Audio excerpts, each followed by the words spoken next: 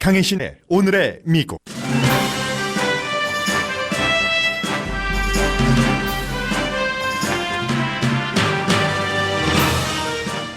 세계인의 미국과 미국 대통령에 대한 믿음과 호감은 크게 줄어들어 시진핑과 푸틴을 트럼프 대통령보다 더 믿을만하다고 생각하는 사람이 늘어납니다. 반면 한국인들은 세계 추세와 반대 입장입니다. 종전선언을 비핵화 흥정물로 쓰지 말라는 북한의 워싱턴에 대한 경고와 한국의 가짜뉴스와의 전쟁을 미국 언론도 전합니다. 성폭행 혐의로 조사받고 있는 연방대법관 지명자의 하버드 대학 다음 학기 강의가 시위가 이어지면서 취소됐습니다. 하버드 법대는 강의를 취소할 때까지 공식 입장을 밝히지 않았지만 지명자가 졸업한 예일대학은 철저한 조사를 해야 한다고 주장해왔습니다. 이번 사건에서 가장 중요한 증인인 지명자의 친구 마크 저지도 FBI 조사를 끝냈고 대통령은 수사 대상에 제한을 두지 않겠다고 말했습니다. 그 사이 청문회 증언과는 반대로 지명자의 거친 술버릇에 대한 증언들이 이어집니다. 올해 유권자 등록의 날 유권자 등록이 80만 명으로 예상했던 숫자의 2배 반 이상입니다. 연방 대법관 지명자 스캔들도 선거에 영향을 미칠 것으로 예상됩니다. 새로운 나프타 협상 USMCA로 노조와 낙농업자들은 이득을 보지만 미국의 자동차 소비자는 비싼 자동차를 사게 됩니다. 2018년 연방 적자가 미국 역사상 6번째로 큰 1조 약 3천억 달러로 최종 집계됐습니다. 아마존이 11월 1일부터 모든 직원의 최저임금을 15달러로 올립니다. 정치인의 압박과 새로운 헤드쿼터 오픈과 연관이 있는 결정입니다. 동성애자 UN 직원의 파트너가 비자를 받으려면 결혼을 해야 하는 미국 정책이 어제부터 시행됐습니다. 그러나 UN 회원국 가운데 거의 90%는 동성 결혼을 허용하지 않습니다. 2018년 노벨 물리학상 수상자는 미국과 프랑스, 캐나다의 레이저 연구 박사 3명입니다. 55년 만에 처음 여성 수상자라는 말에 캐나다 물리학자는 모든 여성 과학자들과 함께 축하하고 싶다고 말했습니다.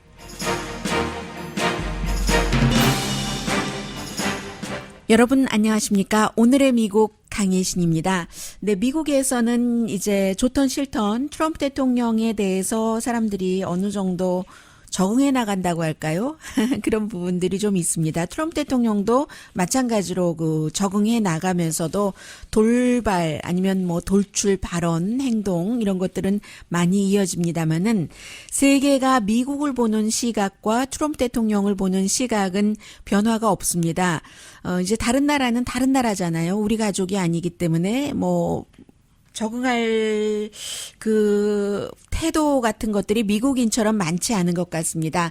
그래서 이제 새로운 퓨 리서치사의 25개국을 대상으로 한 그런 조사 결과에 따르면 시진핑 중국 주석과 블라디미르 푸틴 러시아 대통령을 트럼프 대통령보다도 더 믿는다. 이런 조사 결과가 나왔거든요. 그래서 누구를 지금 세계 이슈와 관련해서 가장 크게 믿고 있는가? 넘버 원 세계 지도자는 앙겔라 머르켈 독일 총리 52%의 지지를 받았습니다.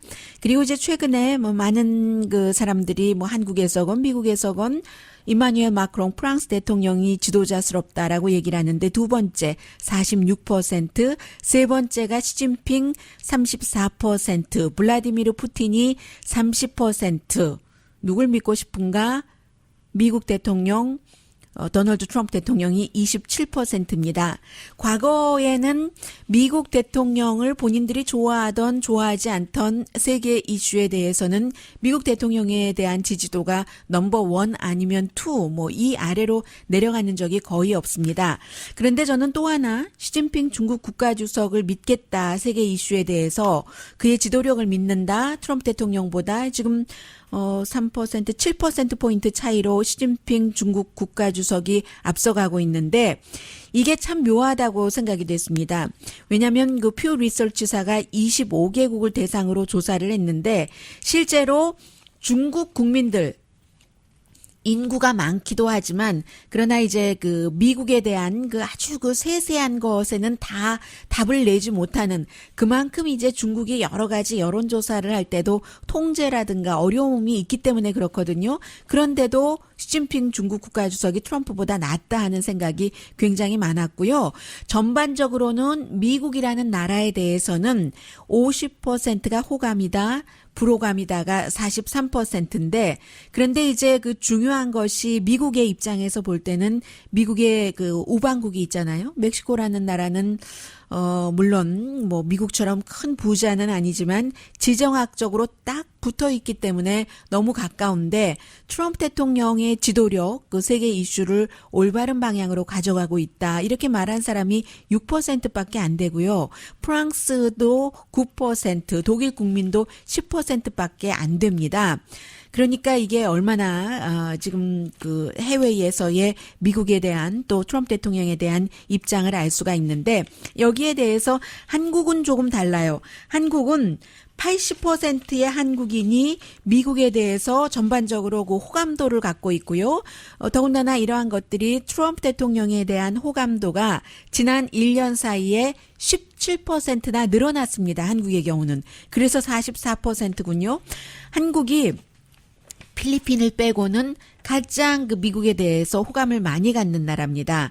그래서 이제 80%대가 필리핀, 그 83%, 그 다음이 한국이에요. 두 번째. 그리고는 이제 세 번째가 폴란드, 70%, 네 번째가 일본인 67%거든요. 이스라엘도 그 사이 어디 뭐 80% 뭐 이 어디쯤에 있고요. 그리고 캐나다 국민들은 전반적으로 미국에 대해서 좀 해피하다 이렇게 얘기하는 사람이 39%밖에 되지 않았고 캐나다 사람들도 도널드 트럼프 대통령에 대해서 확신을 갖고 있다. 답한 사람은 25%밖에 안 됐습니다. 그런데 그렇다면요. 여기서 러시아에서 트럼프 대통령이 지난해 취임하고 첫 해는 인기가 좀 있었습니다. 그런데 뭐 많진 않았어요. 41%. 지금은 26%만 전체적으로 이제 미국을 좋아한다던가 아니면 그 트럼프 대통령에 대해서는 지난해에 러시아 사람들 53%가 긍정적으로 생각을 했습니다. 왜냐하면 그 러시아에 대해서 다른 어느 나라 지도자들이 얘기하지 않는 뭐 그런 거. 그렇게 가까이 있으면 우크라이나가 러시아가 가져야지 되는 거 당연한 거 아니야? 말하자면 이런 그 트럼프 대통령의 말에 러시아 사람들이 너무 좋아했겠죠. 그런데 지금은 여러 가지 이유로 인해서 러시아 사람들도 19%만 트럼프 대통령을 좋아한다는 거죠. 그러니까 지금 트럼프 대통령은 세계 모든 나라에서 인기도가 점점 내려가고 있고 오로지 미국 내에서 트럼프 대통령의 지지 기반 사이에서만 좀 확고하다고 말씀드릴 수 있고요. 그 사이에 지금 그 중국과 그 미국 같은 경우는 남중국해에서 45야드 떨어졌어요. 함대가. 중국 함대와 미국 함대가 135피트밖에 안 됩니다. 이 정도로 서로 무슨 일이야 일어나겠어요? 그렇진 않지만 이 정도로 그 무역에서 시작이 돼서 여러 가지 서로 우리 그 뒤로 물러나지 않겠다는 것을 강하게 보여주는 거죠. 그래서 이제 전반적으로는 독일에서도 지금 미국이 우리 국가에 대해서 우리 국가가 나가는 방향, 우리 국가의 이해관계에 대해서 미국이 어떤 입장인가 하는 것에 대해서요. 1년 사이에 우리 국가와 같이 가지 않아 이런 비율이 31%가 늘어난 겁니다. 그리고 그 한국의 경우는 한국은 오히려 이게 반대예요. 그래서 이제 한국도 전반적으로는 그렇군요. 물론 북한 이슈에 대해서는 굉장히 사람들이 좋아하고 트럼프 대통령에 대한 지지율도 17% 올랐다고 했나요? 그러나 또 무역 협정 같은 것이 있기 때문에 다 포함하면은 2013년도에는 지난해보다는 늘어났지만 2013년도에는 미국이 우리나라의 이익에 맞게 나가고 있어 방향이 서로 일치하네 하는 사람이 36%였는데 2018년도에는 전체적으로는 24%니까 많이 줄어 줄어든 거죠. 5년 전에 비해서 12%. 그리고 앞서 말씀드린 독일 같은 국가도 지난해와 비교해서가 아니라 5년 전과 비교해서 그렇게 됐다는 얘기입니다. 오로지 이제 북한 이슈와 관련해서만 이제 그 트럼프 대통령이나 미국에 대해서 호감을 갖고 있다. 그런데 미국이 그 우리나라의 입장과 같이 나가고 있어. 그래서 플러스야라고 생각하는 국가는 딱 3군데 국가밖에 없었습니다. 25개국을 대상으로 조사를 했는데요. 어느 나라냐면 그리스, 튀니지아, 그리고 당연히 이스라엘이 들어가겠죠. 북한의 지금 미국에 대한 입장에 대해서 계속 얘기를 하고 있는데 중앙통신이요. 짧게요. 평양 그 10월 2일 발로 북한의 어떤 그 논평치고는 이름은 써 있지 않았어요. 비교적 짧은 편인데 한마디로 어제 좀 몇 부분을 들려드렸던 리용호 북한 외무상이 지난 주말에 유엔에서 연설을 한 것에 한 가지만 이제 더 보태는 겁니다. 종전선언에 대해서 이 미국말로 표현을 했는데 제가 뭐 구태여 미국말로 할 필요 없죠. 미국말로는 바게이닝 칩으로 쓰면 안 된다라고 얘기를 했는데 흥정물로 써서는 안 된다. 비핵화 회담의 종전선언을 그래서 그러나 경제 제재는 그것을 그 흥정할 수 있는 대상이다라고 얘기를 했거든요. 종전은 정전협정에 따라 이미 반세기 전에 해결되었어야 할 문제로서 미국도 공약한 새로운 조미관계 수립과 조선반도의 평화체제 수립을 위한 가장 기초적이고 선차적인 공정이다 하면서 그러나 미국이 그렇게 하지 않는다면 우리도 거기에 연연해하지 않겠다. 조미 쌍방뿐 아니라 조선반도의 평화를 원하는 동북아시아 지역 나라들의 리해 관계에 다 부합되는 종전은 결코 누가 누구에게 주는 선사품이 아니며 우리의 비핵화 조치와 바꾸어 먹을 수 있는 흥정물은 더더욱 아니다. 그래서 그 조미가 612 조미 공동 성명에 따라서 새로운 관계 수립을 지향해 나가는 때에 조미 사이의 교전 관계의 종지부를 찍는 것은 당연한 것이지만 미국이 종전을 바라지 않는다면 우리도 구태여 이에 연연하지 않을 것이다. 그 누구든 진정으로 조선반도의 핵 문제 해결에 관심이 있다면 조선반도 핵 문제 발생의 역사적 근원과 그 본질에 대한 올바른 이해를 가지고 문제 해결에 임하는 것이 좋을 것이다. 라는 얘기인데 이것을 뭐 미국의 모든 언론이 다 보도를 하면서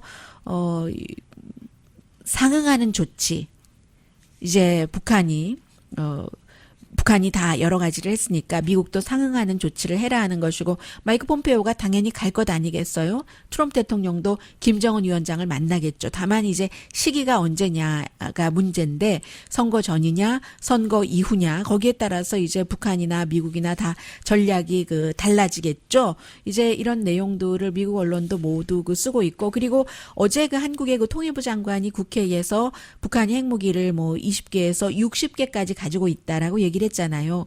누구나 다 전문가들이 짐작을 했고 또 말해온 얘기지만 이게 통일부 장관이 한국에서 얘기를 한다는 것은 국회에서 핵국가로 그 인정을 할 수도 있다는 발언이 될 수도 있는 거잖아요. 해석하기에 따라서. 그래서 아마 의도하지 않고 뭐 그렇게 말한 것일 수도 있다라는 게 이제 미국의 얘기고요. 뭐 핵무기 수준 그 플루토늄도 뭐 110파운드나 갖고 있고 이 정도면 한 8개 정도 폭탄을 만들 수 있다고 미국에서 보고 있고 고농축 우라늄도 뭐 250에서 500kg 정도 갖고 있다고 하고요.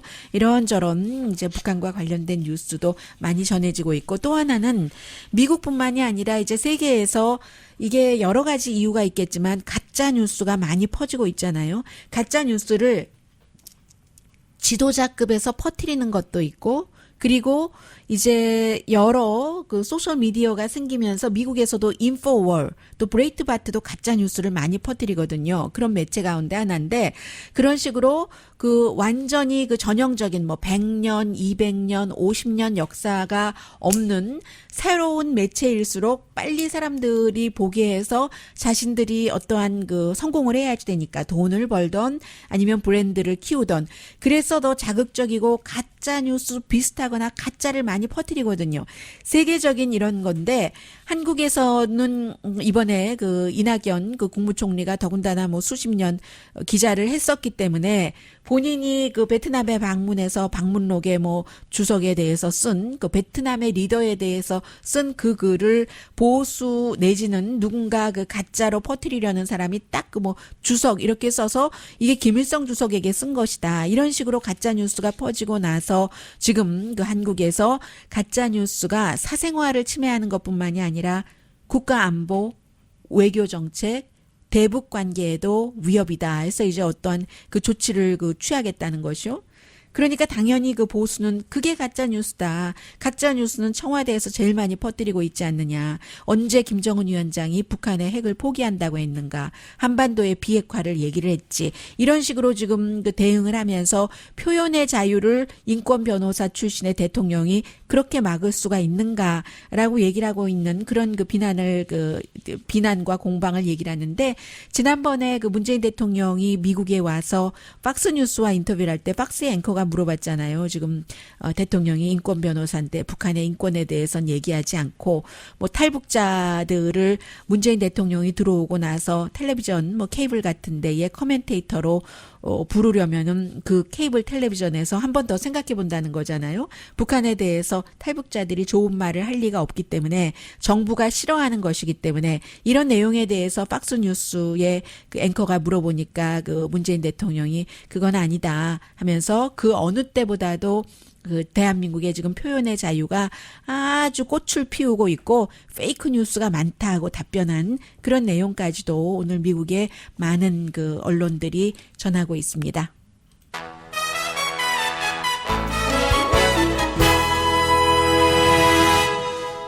한마디로 이제 그 트럼프 대통령에 대한 그 지지율 같은 것은 국가와 국가의 이해관계가 그 얽혀 있는 것도 있고, 그리고 트럼프 대통령의 캐릭터에 대해서 세계인들이 보는 것도 있고, 한국 같은 경우는 이제 모든 것이 다 있다 하더라도 북한 문제가 워낙 강하니까 거기에 초점을 맞추고 있는데, 캐릭터 같은 것은 예를 들면 이런 거죠.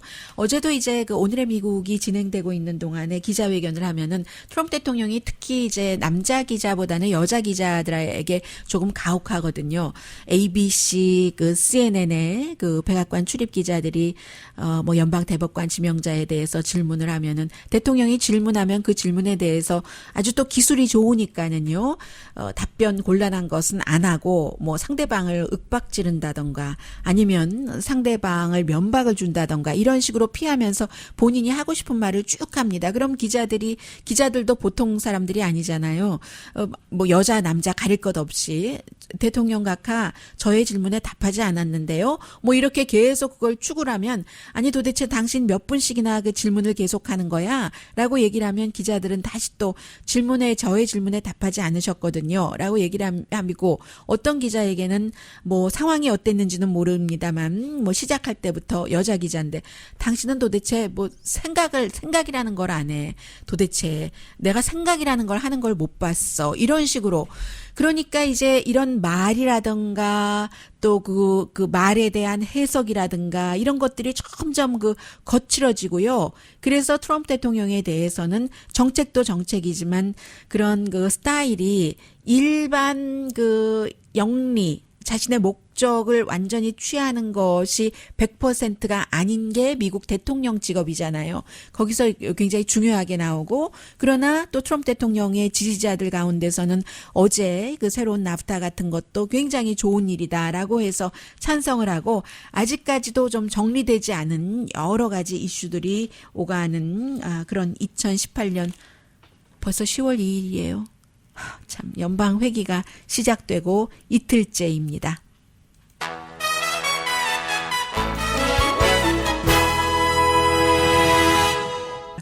네, 점점 이 드라마가 되고 있어요. 재밌어지고 있습니다. 그리고 이게 대학들 가운데서도 서로 경쟁이 있어서요. 뭐 하버드 대학교가 결국은 지금 연방 대법관 지명자 강의를 취소하고 말았습니다. 반대가 너무 많았기 때문이에요. 잠시 뒤에 전합니다. 라디오 서울 방송 오늘의 미국 듣고 계십니다. 네, 지금 그 연방 그 대법관 지명자 결국은 뭐 술 그리고 성폭행 이런 얘기인데 가장 많이 지금 공화당이나 대통령이 하는 얘기 가운데 하나는 대통령이 물론 FBI가 수사하라고 뭐 허락을 했고 그리고 또 그 수사 대상에도 뭐 한계를 두지 말아라. 왜냐하면 먼저 그 백악관이 지금 컨트롤하고 있다. 누구누구만 하라고 한다. 이런 보도가 나가니까 대통령이 어제 기자회견에서 그런 거 없다. 또 직접 그 연방 대법관 자체를 대법관 지명자 그 당사자를 연방 수사국이 인터뷰에도 나는 아무 문제 없다라고까지 얘기를 했습니다. 그리고 실제로 지금까지 뭐 연방 뭐 항소법원 판사 등등을 하면서 수십 년 동안 6번이나 FBI의 조사를 그 신원조의 조사를 통과했는데 뭐가 문제냐 몇십 년 동안 아무 문제 없었다라고 얘기하는데 실제로 그 말도 상당히 맞습니다. 보통 이제 이 정도 되면은 18년 정도를 조사를 하거든요. 그런데 이번에는 36년 전이니까 거의 2배 그 뒤로 돌아간 거죠. 그렇지만 또 달라진 것은 지금까지 이제 그 이런 그 일들이 이렇게 뭐 그냥 뭐 예전에 아니타 히데 증언처럼 무슨 사진을 보여줬다던가 그런 말을 심하게 했다던가 이게 아니라 이제 뭐 여러 가지 얘기들이 그 루머 내지는 주장에 따르면 뭐 윤간도 나오고 뭐 마약도 나오고 뭐 여러 가지 뭐 강간 미수가 나오잖아요. 이 정도니까 이제 그때까지 거슬러 올라가는 거고 어제 또 대통령이 이 연방 대법관이 젊었을 때 비어 문제가 있다고 하지 않았느냐라고 얘기를 했는데 젊었을 때 그러면 뭐 열 몇 살 때 뭐 젊은 사람들이 비어 마시고 뭐 안 그런 사람 있으면 나와봐 뭐 이런 식으로 얘기를 했어요. 대통령의 아들도 나는 이제 이 이후에 딸보다 아들이 더 걱정된다라고도 얘기를 했고 그런데 사실은 그 대통령의 말이 꼭 맞지는 않습니다. 연방 대법관 지명자가 I like beer. 비어는 좋아하지만 그 맥주 때문에 내가 문제가 된 적이 한 번도 없다고 얘기를 했죠. 대통령은 젊었을 때 비어 때문에 어려움을 겪었다라고 얘기했는데 연방 대법관 지명자는 나의 일생에는 한 점 하늘을 우러러 한 점 그 비어와 관련돼서 부끄러움이 없다고 너무나 강력하게 주장을 했기 때문에 이런 것들이 과거의 정치인이나 이런 중요한 자리에 올라가려고 했었던 사람들과 다른 겁니다. 예를 들어서 조지 부시 전 대통령은 정말로 그 동생인 제프 부시보다 훨씬 여러 가지에서 떨어진다는 평가를 많이 받았죠. 그러나 칼 로브라는 그 전략가 설계사가 조지 부시에게 가서 그 당시에 막 술 많이 마시고 막 이랬었을 때예요. 당신 집안에 브랜드가 있으니까 잘해보자 해서 그때부터 술을 끊고 뭐 다시 태어난 기독교인이라고 얘기를 하잖아요. 아들 부시 대통령이 물론 또 와이프 로라 부시의 도움도 받아서 그렇게 하고 본인이 고백을 하고 예를 들어 오바마 대통령 같은 경우 과거에 그럼 나 대학교 다닐 때 마리화나 피워본 적 있다. 빌 클린턴도 그런 적 있다. 왜냐하면 그때의 시대가 다 그랬었던 시대니까는요. 그리고 특히 뭐 아이빌리그 대학 같은데 파티 많이 하잖아요.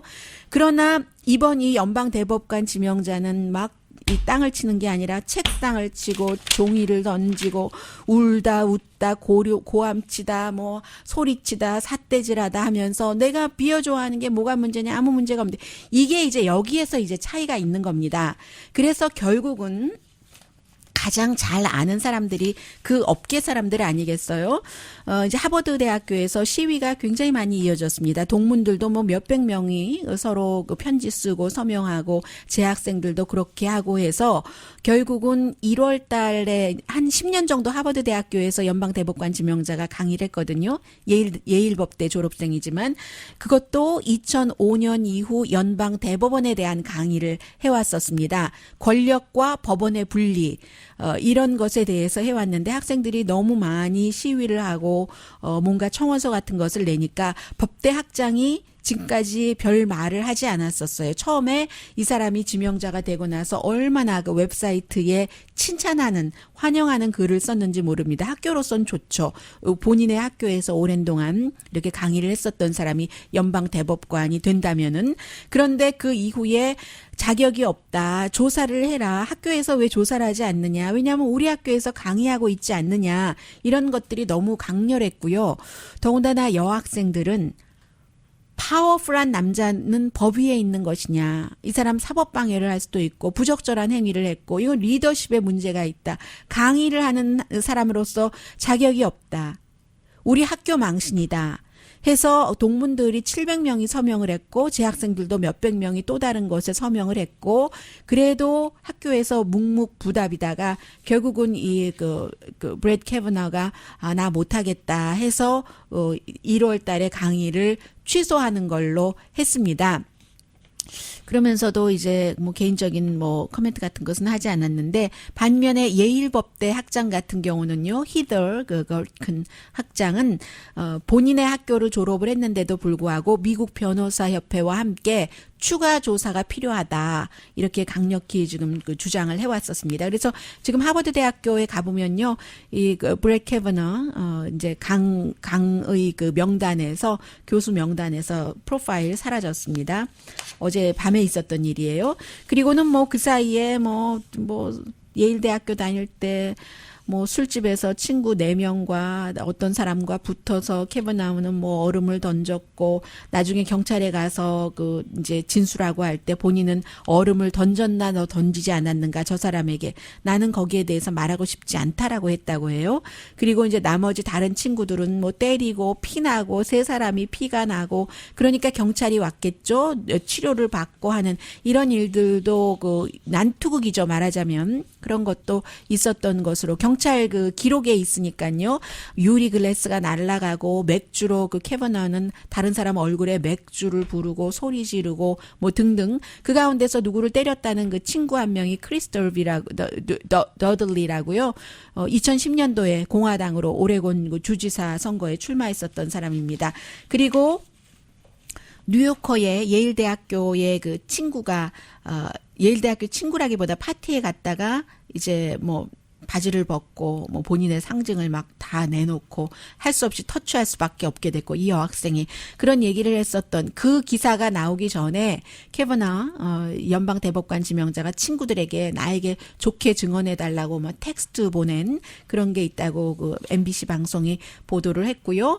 그리고 이런 소용돌이가 있음에도 불구하고 공화당의 미치 매코넬 연방 상원 대표는 이번 주에 무슨 일이 있어도 투표는 한다라고 얘기를 했고 여기에 따라서 지금 민주당도 역풍도 맞는 사람들도 있어요. 오히려 막 분노한 그 공화당이 뭐 과거에 있었던 일을 가지고 설령 있었더라도 과거에 있었던 일을 갖고 뭘 그래 하고 많은 사람들은 그 일이 있었다면 그 사람은 다른 사람으로서는 거듭날 수 있지만 연방 대법관 자리는 안 된다라고 얘기를 하는데 어쨌든 이것을 민주당의 정치인들이 2달이나 알고 있으면서 아무리 당사자인 포드 교수가 이거 그냥 말하지 말아주세요. 이렇게 얘기를 했다고는 하지만 그래서가 아니라 이 사람 정말로 그 파괴시키려고 못되게 하려고 선거에 가까워서 그제서야 이제 이것을 언론에 흘렸다. 뭐 언론에 안 흘렸다고 하고요. 민주당에서는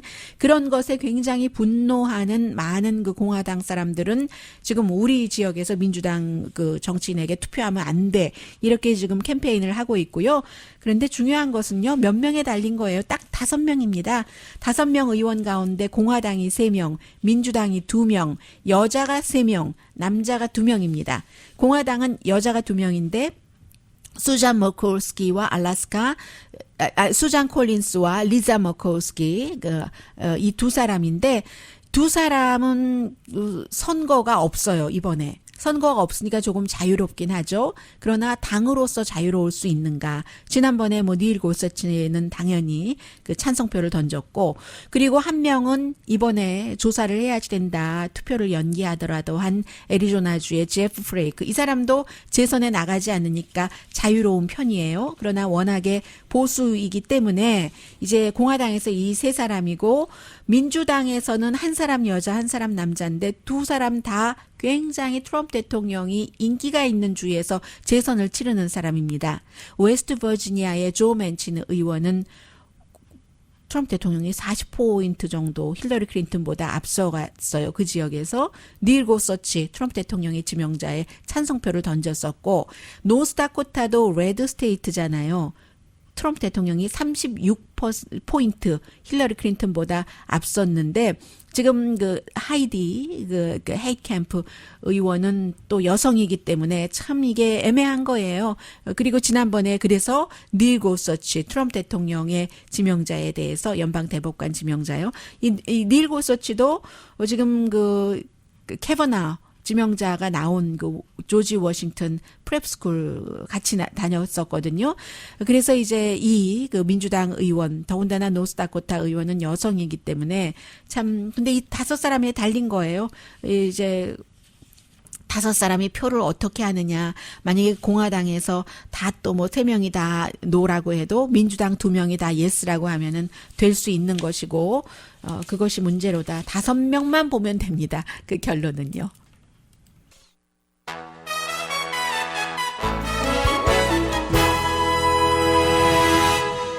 라디오 서울 방송 오늘의 미국 듣고 계십니다. 네, 아마존이 뭐 아마존뿐만이 아니라 뭐 워싱턴 포스트도 있지만 홀푸드도 있잖아요. 시간당 $15 미만을 받는 직원은 모든 직원들, 뭐 미국 내에 아마존 직원이 35만 명 정도 된다고 하거든요. 전부 11월 1일부터 이제 한 달도 안 남았습니다. $15로 임금을 올린답니다. 대신에 뭐 스탁 옵션 같은 거 뭐 조금 줄이고 하는 건 있나 봐요. 그런데 이제 이런 일들이 왜 그러냐. 아마존의 제프 베조스가 뭐 도널드 트럼프 대통령도 많이 비난하지만 트럼프 대통령은 직원들에게 처우 잘해주라 하고 비난하는 것은 아니고, 그가 워싱턴 포스트의 사주이고 워싱턴 포스트가 트럼프 대통령 정책에 대해서 많이 비난을 하기 때문에 그래서 이제 비난을 하는 것이고, 또 한 사람 트럼프 대통령과 전혀는 아니네요. 이슈에서 같이 가는 부분이 많이 있었어요. 특히 무역 이슈 같은 데서 버니 샌더스 상원 의원, 전 민주당 그 대통령 후보, 예비선거 후보의 경우가 지난 몇 개월 동안 계속 아마존을 비난을 했습니다. 아마존에 새로운 그 세금을 부과하는, 벌칙 세금을 부과하는 법안을 만들어야지 된다 하면서 버니 샌더스 의원이 얘기하는 것은 이 말이에요. 열심히 일하고 성과가 있는데 그렇게 그 풀타임으로 일에서 성과를 내는데 푸드 스탬프에 의존을 하고 다른 정부 보조를 받아야지 되는 그런 직원이 있는 회사는, 더군다나 그 회사 자체가 엄청나게 부자인데, 사주는 세계 최고의 부자인데, 그러면 그런 회사는 벌을 줘야지 된다. 돈으로 페널티를 내게 해야지 된다는 주장을 굉장히 많이 해왔었어요. 그리고 이제 제프 베조스의 아마존의 창고가 중요하잖아요. 아마존은 그 창고에서 일하는 직원에 대한 그 혹사 같은 것은 너무나 본인이 아무리 아니라고 해도 잘 알려졌기 때문에 그런 것도 이미지도 조금 개선하고요. 더군다나 이제 또 두 번째의 그 헤드쿼터가 들어서면은 뭔가를 직원들에게 잘 해주고 해야지 또 그 세금 감면 효과 같은 것도 받게 되고 하니까 이래저래 그렇게 됐습니다. 그 사이에 보니까 뭐 미국의 많은 그 큰 회사들이 $15를 시간당 최저임금으로 하고 점점 늘어나죠. 타겟도 그렇고. 그러나 뭐 타겟은 당장이 아니라 2020년까지 한다고 했고, 월마트도 그렇게 사주들은 부자인데 그 직원들에게 처우를 잘못하는 것으로 유명했잖아요. 근데 최근에 많이 좋아지고 있습니다. 시간당 $11 하고 있고요. 그에 비해서 연방 최저임금은 $7.25. 지금 이 방송을 듣고 계시는 여러분들께서 많이 살고 계시는 로스앤젤레스나 뉴욕 같은 지역, 샌프란시스코, 뭐 샌디에고 이런 지역은 최저임금, 연방 최저임금 7달러 25센트 받아가지고는 뭐 어디 살겠어요? 어제 그 트럼프 대통령이 자랑스럽게 발표합니다. US MCA, 그 약자로 미국, 멕시코, 캐나다 무역협정이잖아요. 나프타를 새로운 이름으로 바꿔서 또 그 트럼프 대통령의 그 반대하는 그 많은 사람들은 뭐 특별히 달라진 것도 없는데 이름만 바꿨네. 이름 바꿔준다고 뭐가 달라져? 라고 얘기를 하지만 실제로 어떠한 것들이 새로 바뀌어지면은 플러스 되는 사람이 있고 마이너스 되는 사람이 있습니다. 그리고 또 나프타도 뭐 한 24년 정도 시행을 해왔다면 반세기인데 왜 좀 그 다잡아야지 될 부분이 없었겠어요? 당연히 있었겠죠. 이번 그 새로운 협정으로 인해서 가장 큰 위너 트럼프 대통령이겠죠, 기본적으로. 왜냐하면 그 실제적인 내용이야 뭐 해석하는 사람에 따라서 다르지만 트럼프 대통령은 나는 내가 공약을 했었던 것에 대해서 약속을 지킨다는 것을 어제 다시 한번 증명을 했고요. 또 그에 비해서 캐나다 총리도 크게 잃어버린 것은 없는 것 같아요. 또 노조 같은 경우는 특히 그 멕시코 정부에 개선을 해라, 일하는 환경 같은 것을. 또 멕시코 대통령이 1월 달에 새로 취임을 하잖아요. 미국의 낙농업자 플러스 주식시장은 불안감 같은 것이 없어졌으니까, 구름이 걷혔으니까 아주 어제 좋았고, 미국의 그 무역대표도 아주 큰일 했다고 대통령 칭찬하더군요. 대신에 루저도 있죠. 중국의 경우는 다른 나라와는 이렇게 하나하나씩 해결을 해나가는데 이게 안 되고 있으니까 마이너스고, 미국에서 자동차를 사는 사람, 이게 자동차 값이 결국은 올라가겠죠. 선택도 줄어들고. 예를 들어서 이제 그 미국 자동차 회사도 주로 작은 자동차는 멕시코에서 만드는데, 멕시코에서 만들어서 이제 미국으로 들어올 때 미국에서 만든 게 아니니까 또 뭐 관세가 붙고 뭐 이렇잖아요. 그러니까 자동차는 좀 그렇게 될 것 같고, 철강 같은 경우도 해결이 되지 않았으니까 자동차 부품에 많이 들어가잖아요. 캐나다와 멕시코 철강. 그리고 멕시코는 잘 모르겠다. 이게 이제 그 워싱턴 포스트의 전문가가 분석한 건데 좀 더 이제 봐야지 되는 부분들도 있죠. 뭐 미국의 자동차 회사도 마찬가지예요. 포드, GM, 뭐 크라이슬러, 철강 문제가 해결되지 않았으니까 제조 비용 같은 것이 어떻게 될 것인가, 이런 부분이요. 연방 빚이 오늘 그 재무부가 얘기한 것 보니까 지난해 시작할 때요, 10월 1일에 20조 2,400억 달러였는데 지금 9월 30일 끝나고 보니까 21조 5,200억 달러 해서 1조 약 1조 3천억 달러 빚이 늘어났습니다. 그렇게 경기가 좋다고 하는데 코리아타운에서는 경기 좋아서 나 돈을 많이 벌게 됐어요라고 얘기하시는 분들이 계시겠지만 극히 드문 것 같아요. 없는 것 같고 연방 빚은 이렇게 늘어나고 세금 감면 때문에. 그래서 이제 이렇게 늘어나는 거예요. 그래서 미국 역사상 6번째로 큰 연방 적자입니다. 이 6번째 가운데서 2009년도가 최근에 있었었고, 왜냐하면 그 당시에 완전히 모든 것이 망가졌었으니까는요. 지금 이런 분위기로 미국 경제는 나아가고 있습니다.